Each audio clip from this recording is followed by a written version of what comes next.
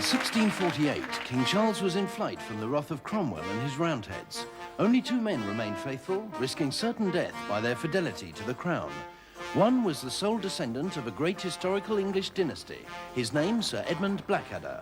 The other was the sole descendant of an unfortunate meeting between a pig farmer and a bearded lady. History has, quite rightly, forgotten his name. Baldrick! Yes, sir. Oh, get me some mulled ale, will you? I'm freezing. How's the king, sir? About as comfortable as can be expected for a man who's spending the winter in a blackcurrant bush. Do you think the Roundheads will find him?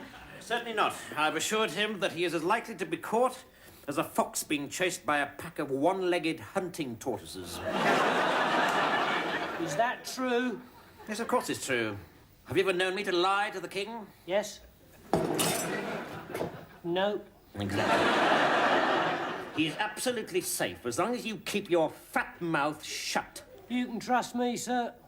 Right, Baldrick, I'm off to answer the call of nature. If by any freak chance Oliver Cromwell drops in here for a cup of milk in the next 90 seconds, remember, the king is not hiding here. Yes, sir.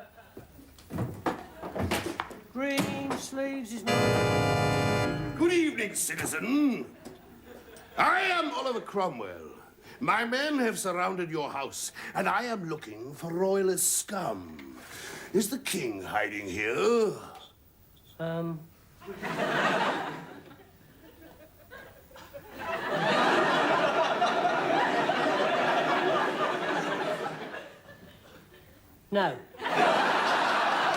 On pain of death and damnation, are you absolutely sure? Yes, I am. I see. Well, then, my proud beauty, you won't mind if my men come in from the cold, will you? Men, come in from the cold, will you? Now, we should all have a cup of milk by your fireside. All right, but don't touch the purple cup. Why not? That's the king's.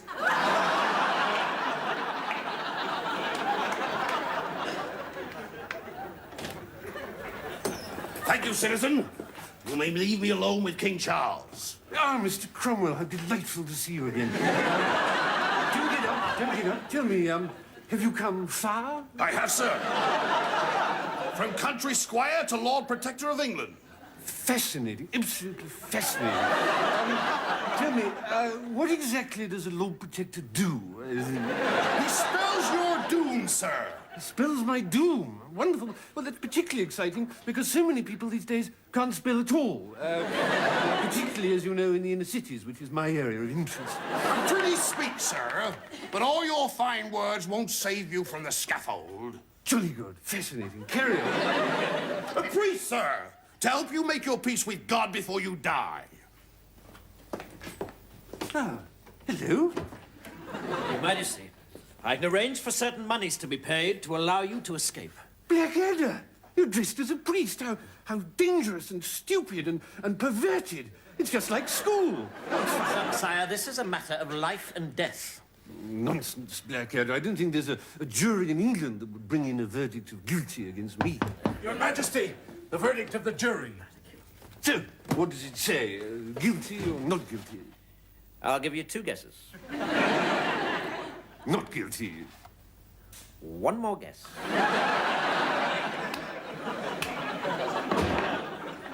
Oh, damn. One measly civil war in the entire history of England, and I'm on the wrong bloody side. Something wrong, sir?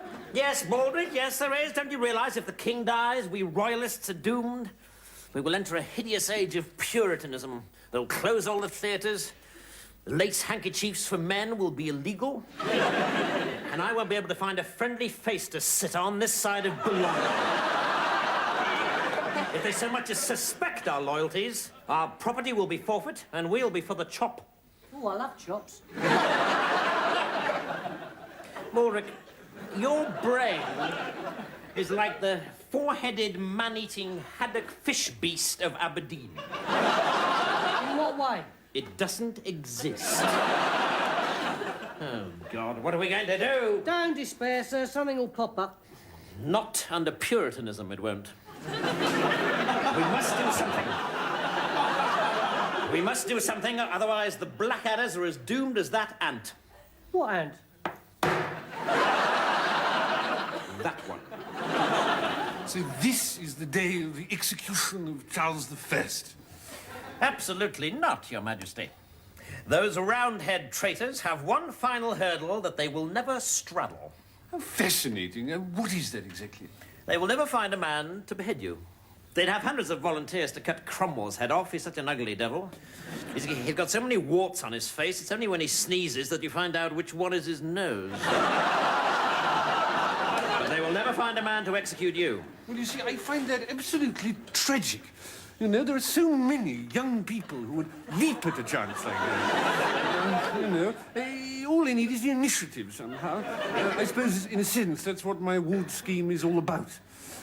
Really? Yes. On the other hand, of course, I don't want my head cut off. It's a question of balance, isn't it, like so many things? Shut up with the greatest respect, Your Majesty. They will never find an executioner. And if they do, may my conjugal dipstick turn into a tennis racket. A message for the king. Thank you. Ah.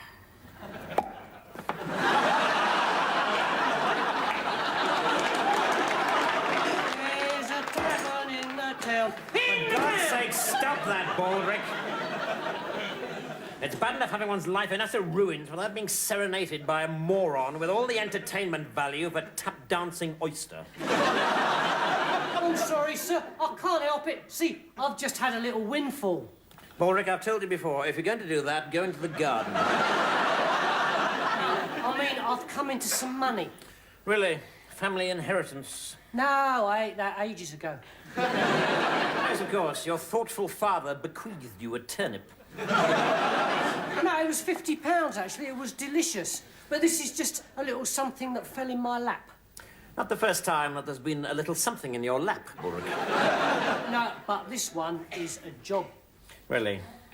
I just don't understand it. Where on earth did they find a man so utterly without heart and soul, so low and degraded as to accept the job of beheading the King of England?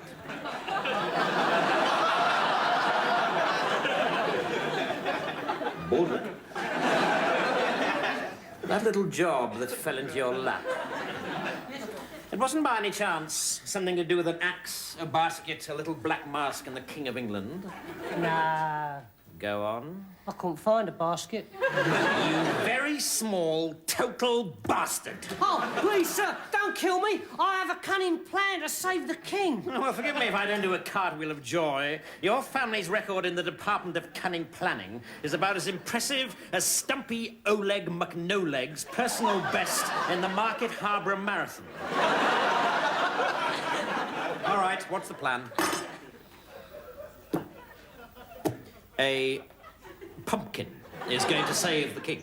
Ah, but over here, I have one that I prepared earlier. I will balance it on the king's head like this. Then I will cover his real head with a cloak.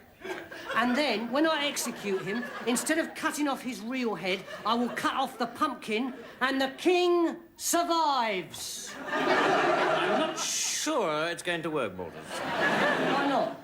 Because once you've cut it off, you have to hold it up in front of the crowd and say, "This is the head of a traitor." At which point they will shout back, "No, it's not. It's a large pumpkin with a pathetic moustache." I suppose it's not 100% convincing. It's not 1% convincing. However, I'm a busy man and I can't be bothered to punch you at the moment. Here is my fist. Kindly run towards it as fast as you can.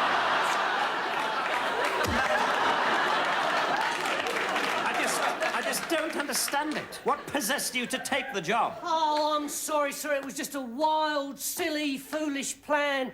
I thought with the money I got from executing the king, I could sneak out and buy a brand new king when no one was looking and pop him back on the throne without anyone noticing. Your head is as empty as a eunuch's underpants. You'd do anything for 30 pieces of silver, wouldn't you? It was £1,000, actually, sir, plus tip. Well, I suppose somebody's got to do it, haven't they? And if it's going to be done, it's got to be done in a single stroke by someone who actually owns an axe. We don't want you hacking away at it all afternoon with that cheap penknife of yours. It'd be so embarrassing to have King Charles staggering around Hampton Court tomorrow morning with his neck flapping like a fish's gills. Sir, you don't mean... Yep, I'm doing it. Lend me your costume. Then go immediately to the king and inform him that Sir Edmund Blackadder cannot be with him tomorrow. And make sure you think up a bloody good excuse. So that's why he can't be here. Sorry. I see. I quite understand. Yes. Sir, the moment has arrived. Are you ready to meet your maker? Well, I'm always absolutely fascinated to meet people from all walks of life, but yes, particularly manufacturing industry. Well then, have a quick walk and talk with your executioner, and let's get on with it. Right. Well, I'm sorry, my friend. I'm alone here today. I had hoped that my good, loyal chum, Sir Edmund Blackadder, would be here with me, but unfortunately his wife's sister's puppy fell into the strawberry patch. So naturally he can't be with us. All I can do is bid you do your duty well. Well, thank you, Your Majesty. And may I say how much I mourn for your lot and bid you remember others before you who have died unjustly. Well, thank you. I take great solace from that. Sir Thomas More, for instance, a great generous man to the last. He apparently tipped his executioner handsomely. Oh, I'm so sorry. I thought service was included. I beg your pardon. Here you are. And then there was the Earl of Essex. What's that? A truly great man. They still sing his famous ballad, Down the Chepstow Arms. What ballad is that? The Earl, he had 1,000 sovereigns, hey, nonny, no. Gave them all away to the man with the axe. Oh. 1,000 sovereigns? Well, you can't take it with you, Your Majesty. Very true. There you are. Do keep the change. Thank you, Your Majesty. Right, should we go? Just a moment. That voice has a strangely familiar ring. And so does that finger. Blackadder! Hello, Your Majesty. You cunning swine! Yes, well, Marvellous, splendid. You've duped Cromwell and you've concocted a cunning plan to help me and my infant son escape to France. yes, that's right. Yes. So, let's put your cunning plan into operation straight away. Yes, let's. Well, you start the ball rolling. No, after you. Right, yes. Oh, yes. Yes, right, and it's a very good plan. It's a staggering, bowel-shatteringly good plan. Is the king ready? Yes. Come, Your Majesty.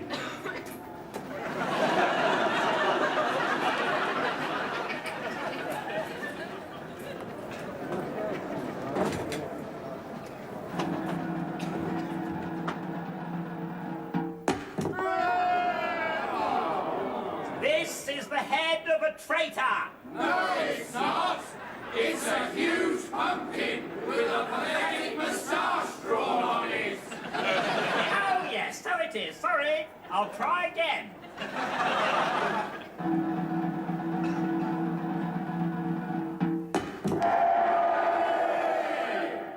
Well, sir, they can't say you didn't try. Now the future of the British monarchy lies fast asleep in your arms in the person of this infant prince. And with the money you've earned, you and he can escape to France. Oh, quite. On the other hand, you can stay here, and as a known loyalist, the Roundheads will come and cut your head off. Exactly, Baldrick. Oh, my God. Oh, no! We're surrounded! What'll we do? Well, at times like this, Baldrick, there is no choice for a man of honor. He must stand and fight and die in defense of his future sovereign. Fortunately, I'm not a man of honor.